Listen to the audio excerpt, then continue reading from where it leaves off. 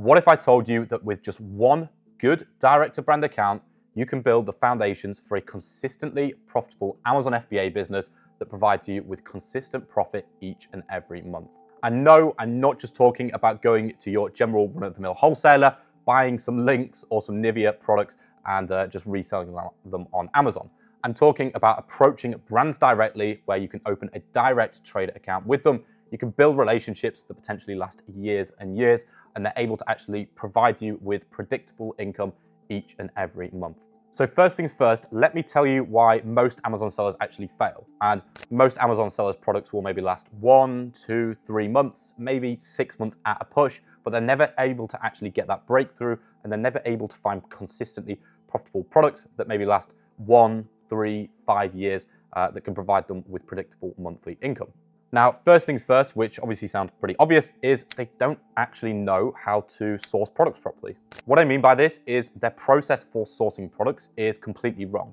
A lot of them will actually approach wholesalers and distributors by searching through Google. Now, that is the complete wrong way to do it. If you are currently watching this video and you're trying to find wholesalers through a wholesale directory, or you're trying to go through Google, I promise you, it's like finding a needle in a haystack. And I can tell you this because I've personally done it myself for the first 18 months of my journey.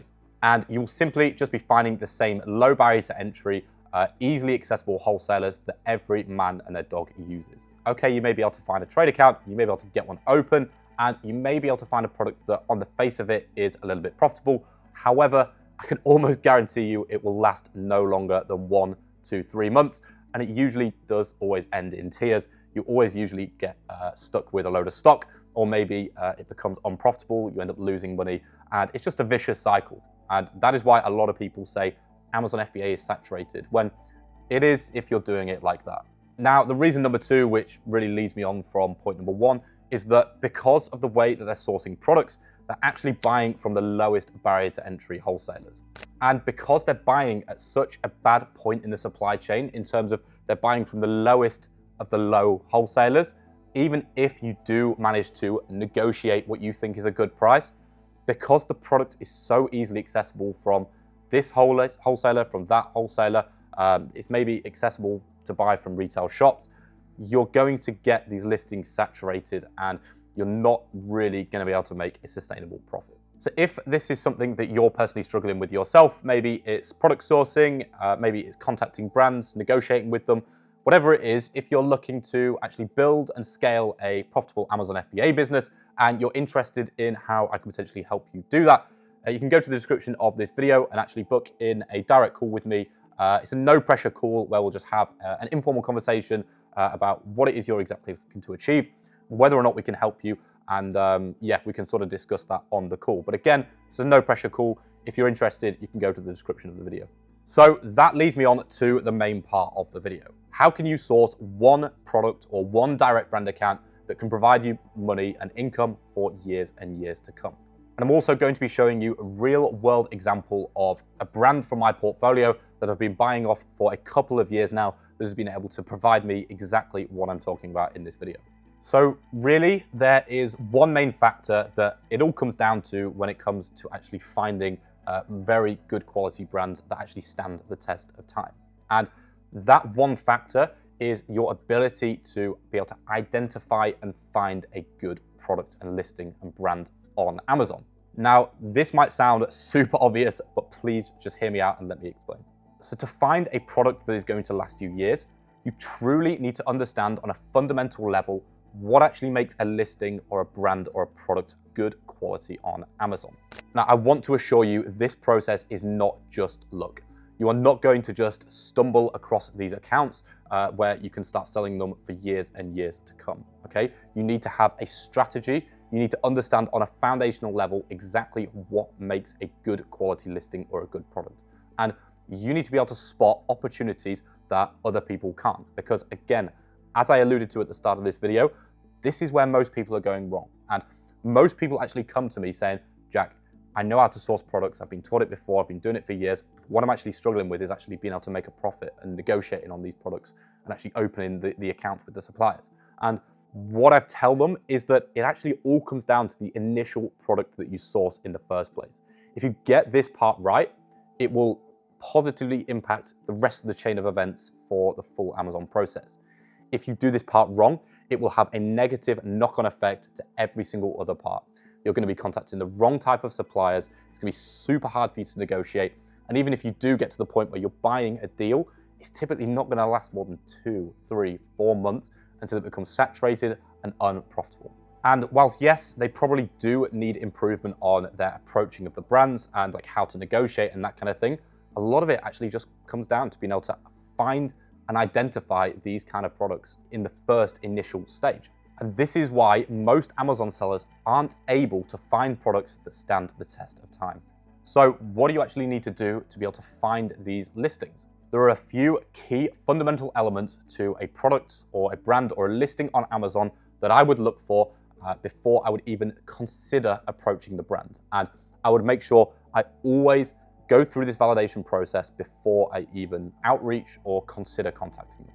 So the first thing I look for on these listings is I want to be competing against good quality sellers. Okay, and what I mean by this is I don't want to be on listings with sellers that have 10 reviews, 20 reviews, 30 reviews. I don't want to be trying to find listings and contacting brands where there is 10 sellers on the listing and 8 out of the 10 of them have got 5 reviews. Okay, the reason why this is it because it indicates that a lot of these sellers on here are fresh, new sellers, and it indicates actually that the product is either one, it's a wholesale product where they're buying off the brand directly or a wholesaler, but it's super low barrier to entry because all of these fresh new sellers have been able to get the account. Or number 2, it might actually indicate that the product is actually a retail or an online arbitrage listing, which either way, you do not want to be competing on these listings.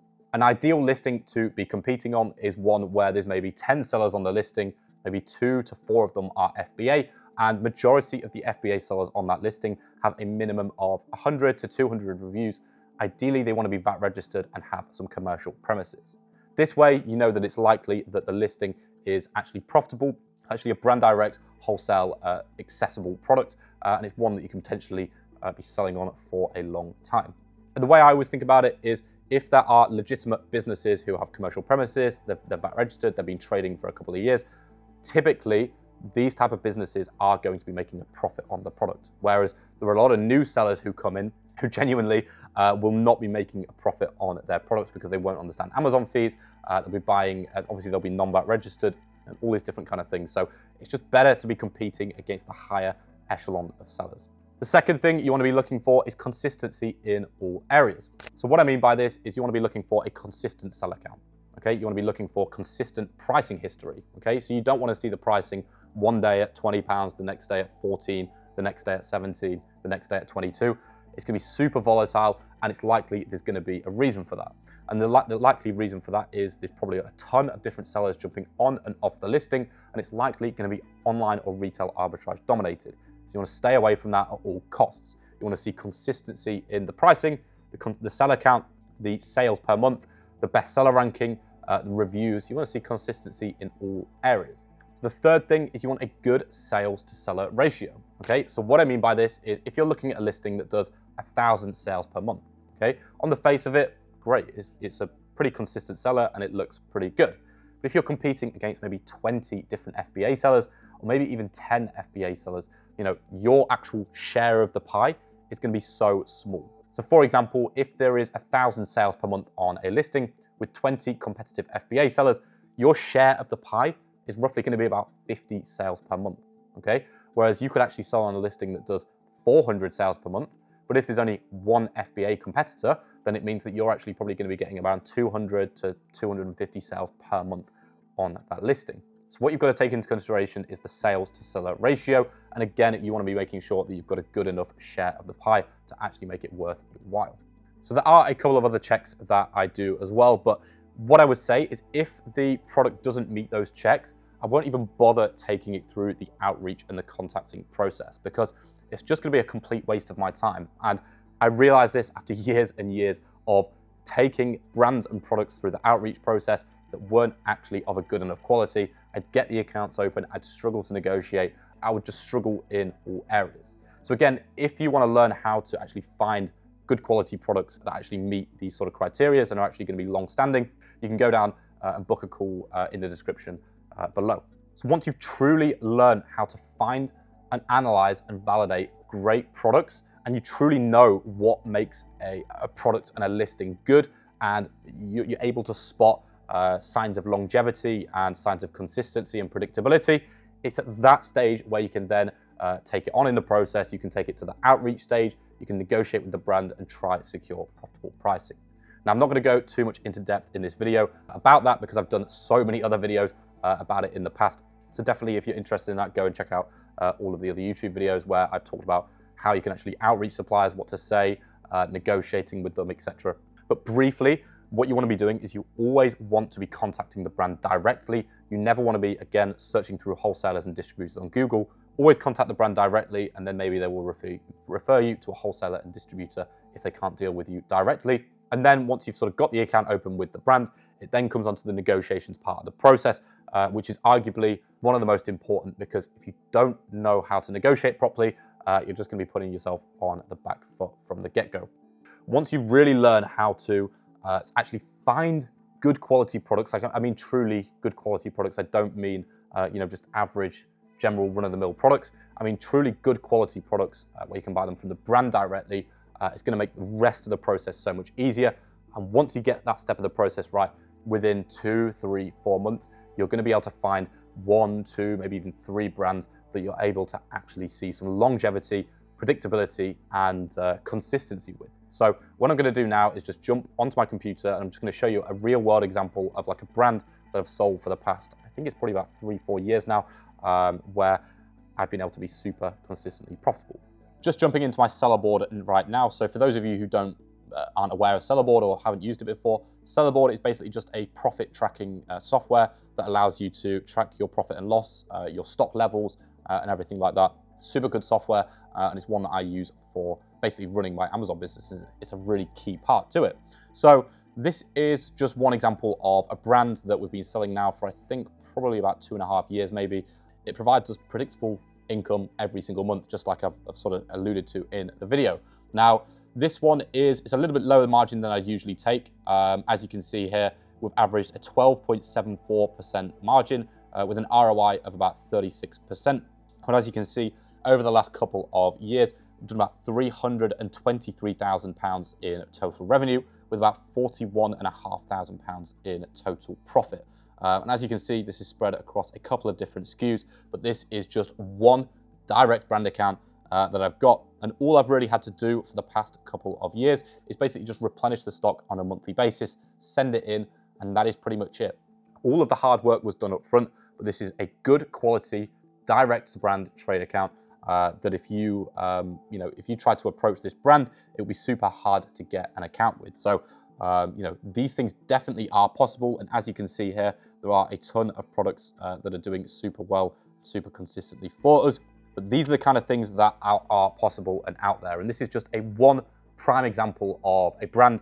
I'm actually just going to go in and show you another one now quickly.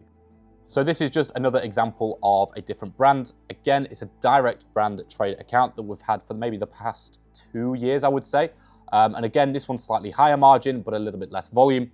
And again, as I alluded to at the start of the video, as a VAT registered seller, you want to be aiming for around a 15% gross margin. So this one is a 16.2% margin with a 60% ROI.